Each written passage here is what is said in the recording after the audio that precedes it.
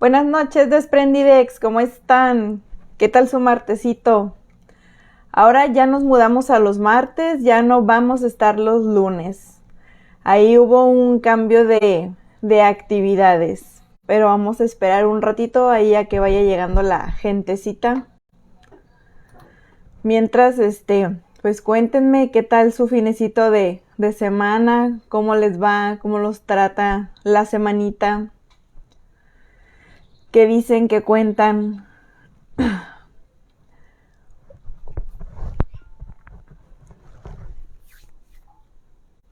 Hola, curruñis. Pues bueno, hoy como les digo, ya nos vamos a mudar para los martes. Ahora las transmisiones van a ser los martesitos. Los horarios ahí puede que los estemos cambiando un poquito, pero nos vamos a quedar los martes porque el lunes ya tengo otras actividades.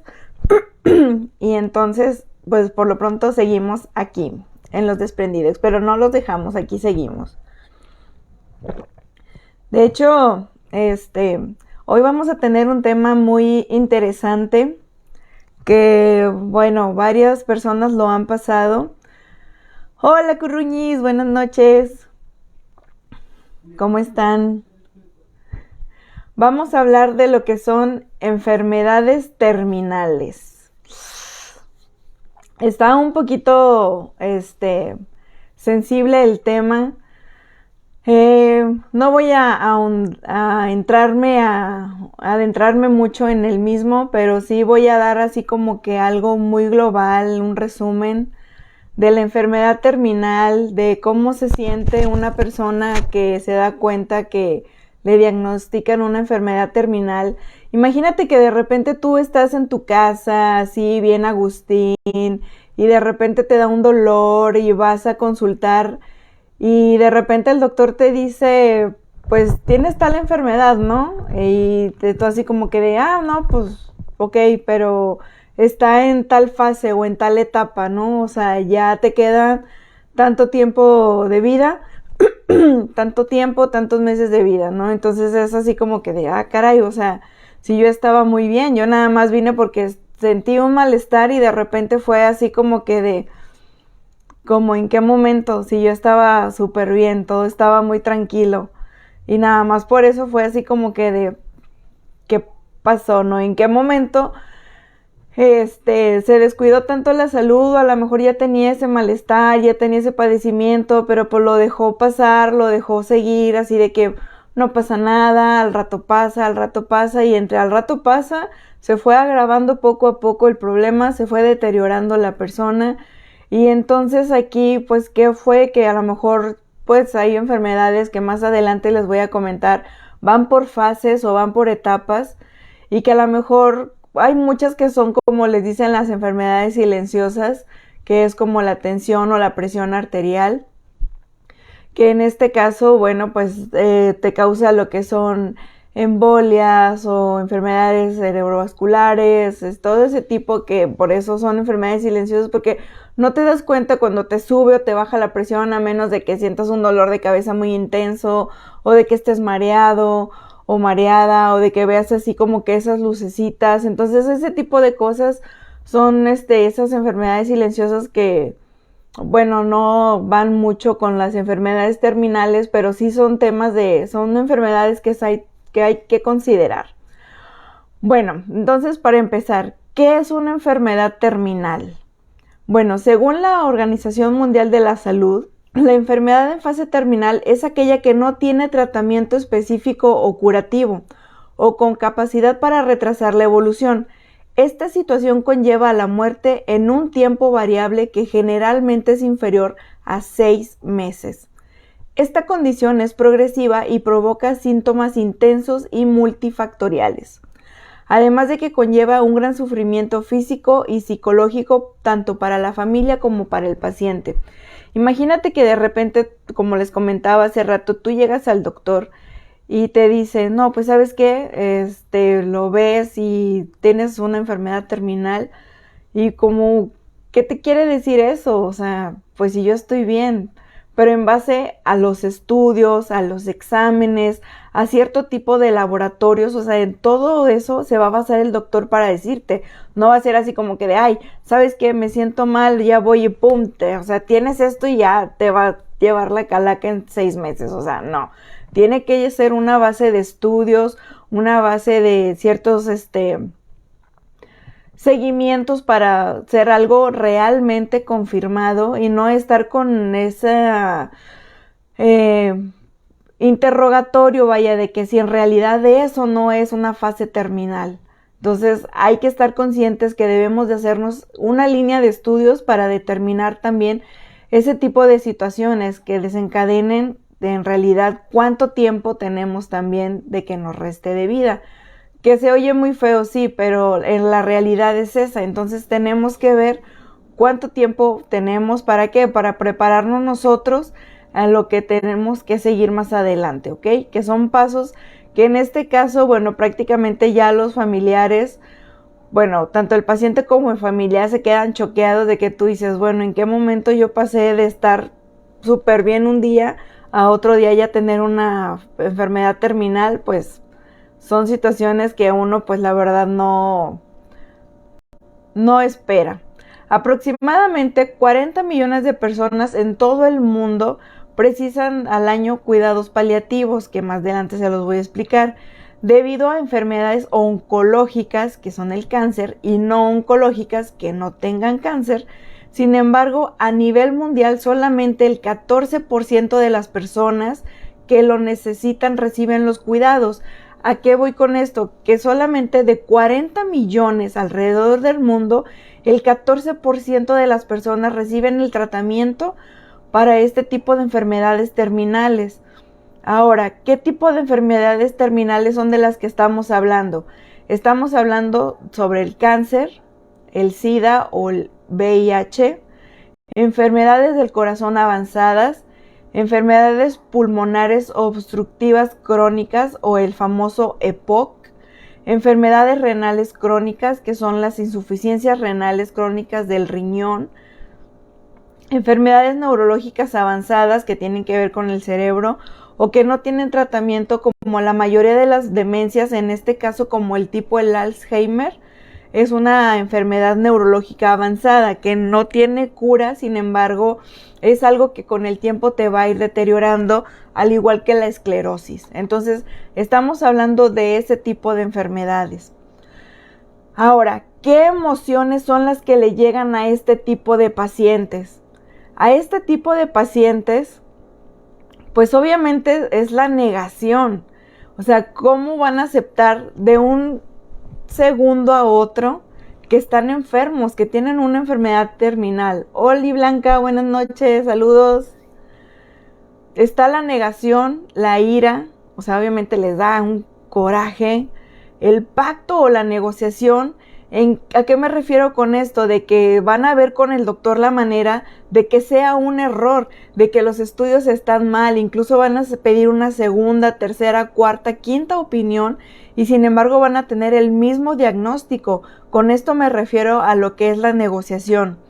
Van a tener otro tipo de emoción como lo que es la tristeza, la desesperanza, pensamientos negativos, fantasías catastróficas de qué es lo que va a pasar más adelante conmigo, la pérdida de la autoestima, un agotamiento emocional, porque obviamente si tú, como les digo, de un momento a otro les dicen que estás pasando de estar bien de salud a una etapa terminal o a una etapa muy avanzada en donde ya no pueden hacer nada, pues obviamente el agotamiento emocional de estar pensando de, pero si yo ayer estaba muy bien, si yo hasta hace unas horas antes de que me dieran del diagnóstico ya estaba perfecta, y ahora resulta que me quedan meses de vida o inclusive menos de un año.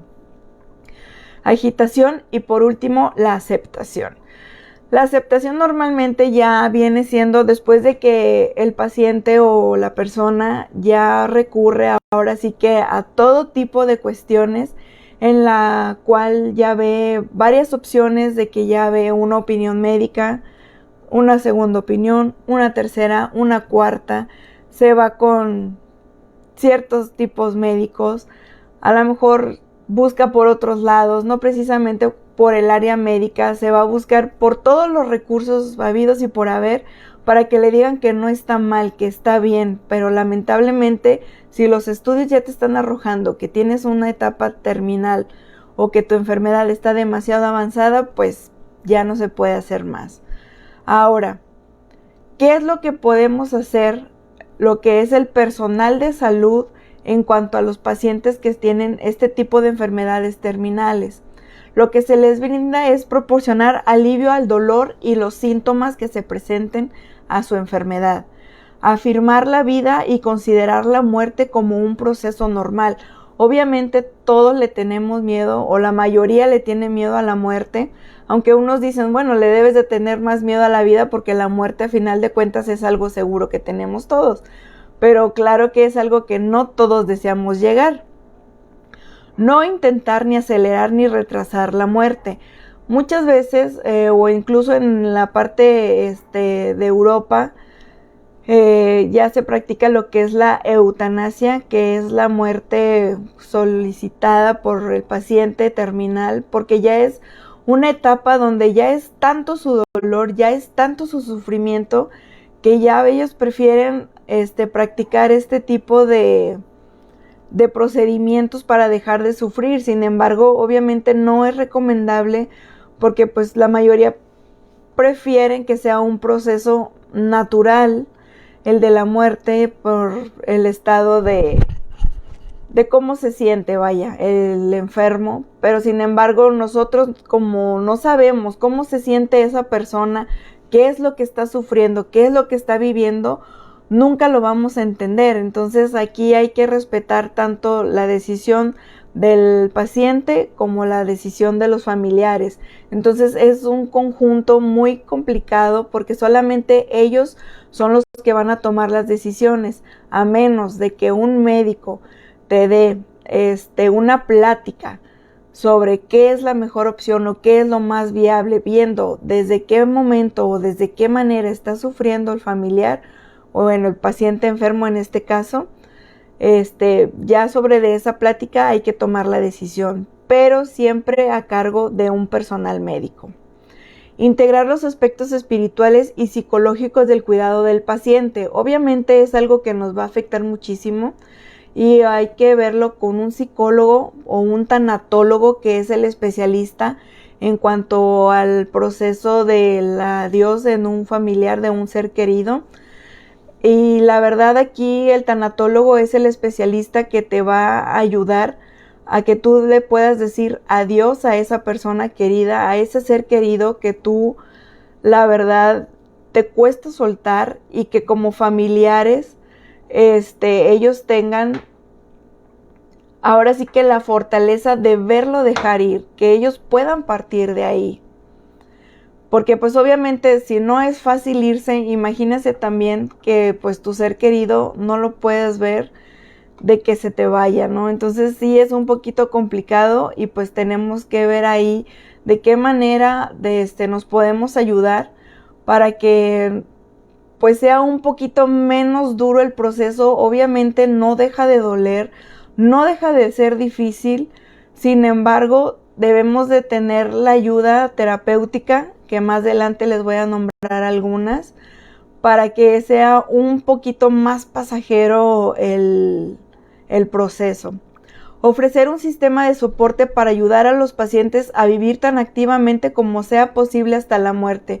Muchas veces se limita a la gente porque tú dices, no, pues es que pobrecito, pobrecita, ya se está muriendo, para que no se cansen. No, o sea, al contrario, tú déjala hacer lo que quiera porque ya le estás dando calidad de vida. A pesar de que ya tenga el tiempo contado, pues obviamente de qué le va a servir de que a lo mejor le limites en su dieta, que lo limites en su día a día, que lo limites en lo que está comiendo, que lo limites en las actividades que quiera realizar. Tú simple y sencillamente déjalo ser, porque tú no sabes cuánto tiempo es lo que te puede durar, independientemente de que el médico te haya dado un pronóstico de que pudo haber sido meses, pueden ser años. Uno nunca sabe, porque ahora sí que la magia de del ser supremo, el ser divino o de quien ustedes crean es el último. Y aparte la ciencia médica como quiera va avanzando, entonces no debemos de perder la esperanza, pero tampoco debemos dar la esperanza de que vaya a durar más de lo que nos está diciendo el médico en base a los estudios que ellos ya vieron. Ojo con eso. Dice Soco, nosotros como familiares ayuda mucho la ayuda de un tanatólogo y estar bien entregados a nuestro Dios. Es correcto. Ofrecer un sistema de soporte para ayudar a la familia a adaptarse durante la enfermedad del paciente y en el duelo. Aquí es donde les digo que entre el tanatólogo, que es el especialista que les va a ayudar para llevar lo que es este proceso. Utilizar una aproximación de equipo para responder a las necesidades de los pacientes y sus familias, incluyendo soporte emocional en el duelo cuando esté indicado. Pues aquí, pues como tal lo dice, tener pues lo que es el equipo médico para asistir, ya sea, pues si está en el hospital, pues va a tener obviamente todos los servicios, pero sin embargo si está en el domicilio, tratar de tener la mejor adecuación médica para que pues nuestro paciente esté lo más a gusto y lo más cómodo posible. Mejorar la calidad de vida y puede también influenciar positivamente en el curso de la enfermedad. Mejorar la calidad de vida de nuestro paciente es muy importante, porque así como ellos están echándole, pues ahora sí que como decimos siempre, échale ganas, no te agüites, todo va a estar bien, tú sigue adelante. Pues está muy complicado porque muchas veces aunque le eches ganas es así como que de, pues no creas que no lo he pensado, no creas que no lo he intentado, simple y sencillamente es el curso de la enfermedad, es algo natural, es algo que va a ser un proceso difícil, es un proceso doloroso. ¿Qué más quisiera uno decirle? No, es un proceso fácil y va a pasar y vámonos como si nada, pero no, simple y sencillamente hay que darles una calidad de vida, hay que aportar, hay que estar con ellos y sobre todo hay que estar de la mejor manera posible. Si nuestro paciente, si nuestro familiar de por sí ya está sufriendo, al vernos sufrir a nosotros, imagínense qué tanto ánimo no le está poniendo esa persona para evitarnos el dolor a nosotros, como para que todavía nosotros estemos ahí apachurrados, que estemos apagados, y que no le vayamos a echar así como que un poquito de ánimo o de darle un poquito mejor de calidad para que pues nuestro familiar no nos vea así como que un poquito apachurraditos y después a lo mejor nos vayamos a llorar a otra parte, a otro lado, pero siempre pues estamos así como que en la expectativa o en la espera de que todo mejore, a unas sabiendas de que no van a ser así las cosas. Entonces, la práctica de estos cuidados requiere un equipo multiprofesional e interdisciplinar con una formación específica para garantizar un adecuado apoyo al enfermo y a los familiares. Los profesionales que forman estos equipos son médicos, enfermeras, psicólogos, auxiliares de enfermería y trabajadores sociales. Deben dedicarse exclusivamente al cuidado de personas con enfermedad crónica, avanzada y terminal. ¿Por qué? Porque son las fases o las etapas por las que va a pasar nuestro paciente o nuestro familiar o nuestro enfermo, que es una parte crónica que se puede decir que es un poco leve, avanzada, donde pues obviamente su nombre como tal lo dice, y terminal, donde pues aquí más claro que el agua no puede estar. Pero como les digo, o sea, todo solamente va a ser bajo estricto equipo profesional. Nada de que me van a llevar con la santera, que me van a llevar con el quiropráctico, que me van a llevar con Chuchita, la que lee los palitos, o la que me lee la taza del café, o la que me avienta el tarot. O sea, mis respetos a todas esas personas, pero siempre lo que está el servicio médico y sobre todo los estudios que son en específicos los que te van a dar lo que es lo que en realidad tienes y en dónde está el problema, porque muchas veces te pueden decir una cosa, pero en realidad el problema está focalizado en otra área. Entonces hay que saber en dónde específicamente hay que atacar y de que de esta manera puedan dar una mejor calidad y una mejor opción de vida. Ahora, en cuanto a las terapias, En cuanto a las terapias que se pueden ayudar para este tipo de personas es, como les digo, el tanatólogo, el psicólogo, una atención integral que cuenta con los aspectos físicos, emocionales, sociales y espirituales. Se trata de una atención individualizada y continua. En esta parte vamos a verla solamente con el paciente para que él esté consciente del proceso que está viviendo. ¿Por qué? Porque no es fácil digerir que te den una noticia de que obviamente tú tienes una enfermedad terminal, y para que de repente tú lo puedas digerir o tú lo puedas interpretar o simple y sencillamente pues lo puedas, sí, o sea, digerir. No hay otra palabra con la que yo lo pueda desglosar. Entonces tienes que poderte concentrar en esa parte de ti, darte tu vida a ti, ¿ok? Ahora, otra parte de la fase donde se puede ayudar es el enfermo y la familia son la unidad a tratar. Esta parte es muy importante, ya que la familia es el núcleo fundamental del apoyo al enfermo, donde va adquiriendo una relevancia especial en la atención domiciliaria. La familia requiere medidas específicas de ayuda y educación. Aquí es donde les digo que la familia va de la mano junto con el paciente. En la atención integral es individual el paciente, y en lo que es el enfermo y la familia. ¿Por qué? Porque no solamente el enfermo va a sufrir. Aquí también la familia es la que va a estar padeciendo la enfermedad del paciente. Y muchas veces también el que se está acabando es el familiar al cuidar al paciente. Y muchas veces esto no se le quiere ver. Pero cuando llega este momento, el familiar es el que se deteriora mucho antes que el enfermo, el paciente. ¿Por qué? Porque está 24/7 y sin embargo el enfermo puede estar descansando, puede dormir, a pesar de que deje de comer, a pesar de todo, está con medicación que le va a ayudar a dormir, puede estar con alguna nutrición enteral, o como le decimos, a base de purés, de papillas o alguna tipo de alimentación específica que le va a ayudar a poder alimentarse. Entonces todo ese tipo de cosas lo hacen descansar. Sin embargo, el familiar, como obviamente sabe que en cualquier momento puede pasar algo más, está así 24/7 al pendiente, y por eso se está desgastando, deja de comer, se empieza a descuidar, se empieza a desvelar. Entonces es donde el familiar se empieza a deteriorar. La promoción de la autonomía y la dignidad del enfermo. Esto se tiene que regir en las decisiones terapéuticas.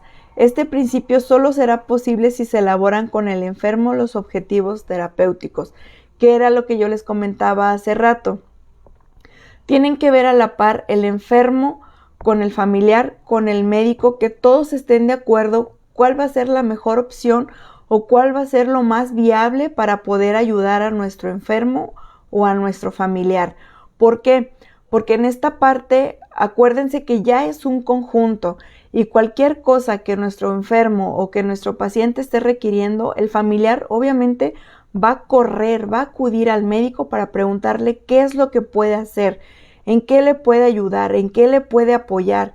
Entonces, aquí se tiene que hacer una unidad con este paciente terminal y deben de unificar los criterios, porque muchas veces cuando un paciente terminal llega a caer en un paro que ya no quiere resucitación, hay muchas veces que los familiares no respetan esta parte y dicen, no, pero es que revívalo, haga algo, ayúdelo, yo quiero que siga viviendo. Sí, pero si el paciente no lo desea, ahí entran en unas contradicciones muy fuertes. Entonces es decisión del enfermo o del paciente el que tome esa decisión. ¿Por qué? Porque él es el que está sufriendo, es el que está viviendo este padecimiento, y uno como familiar, aunque le duela, debe de respetar esa decisión.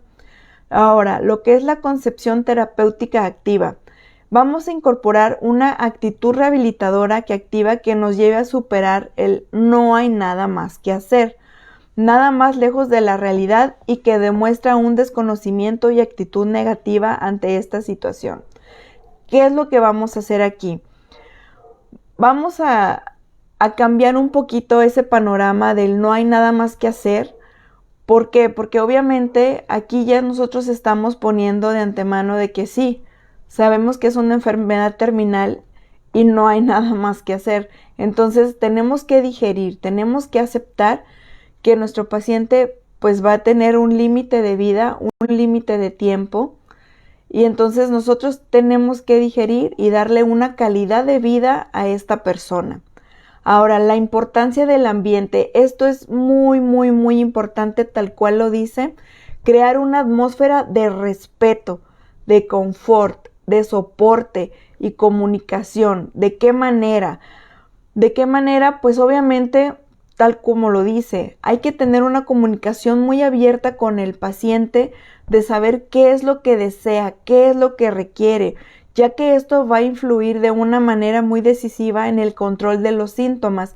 Si nosotros vemos que nuestro paciente o nuestro familiar nos está pidiendo que tengamos una atmósfera tranquila, una atmósfera de silencio, una atmósfera donde nosotros podamos tener una sensación de paz, una sensación donde nosotros podemos estar a gusto, donde podemos estar tranquilos, donde podemos estar en calma, y de repente llegan con los miles de niños o llegan visitas y te quieren ver y quieren estar platicando, a lo mejor nuestro familiar o nuestro paciente no quiere estar platicando con nadie, quiere tener su momento, quiere tener su privacidad. Entonces hay que respetar esa parte, porque muchas veces es de, ay, ándale, porque pues luego lo vas a hacer sentir así como que de, bueno, pero es que pues si ya te vas a morir, ¿qué te cuesta verlo? O sea, no, tampoco hay que llegar a esos extremos o a esos niveles. ¿Por qué? Porque hay que respetar. Si la persona no quiere que lo vean dañado, que lo vean deteriorado y que quiere que lo recuerden a lo mejor como él era en vida, como él estaba en vida me refiero a que obviamente todavía nuestro paciente, nuestro familiar no está muerto, pero quiere que lo recuerden, no sé, a lo mejor de una manera rebosante, de una manera alegre, de una manera más cordial, más simpática como era, de ocurrente tal vez, y de repente es así como que se empezó a deteriorar, su cuerpo cambió, se empezó a achicar, pues se empezó a acabar su piel, se empezó a hacer más delgado, entonces empezó a quitar ese brillo en sus ojos, empezó a hacer un poquito más arrugado, o sea, los pacientes se empiezan a acabar. Entonces muchos pacientes no les gustan que los vean acabados. ¿Y qué es lo que hay que respetar?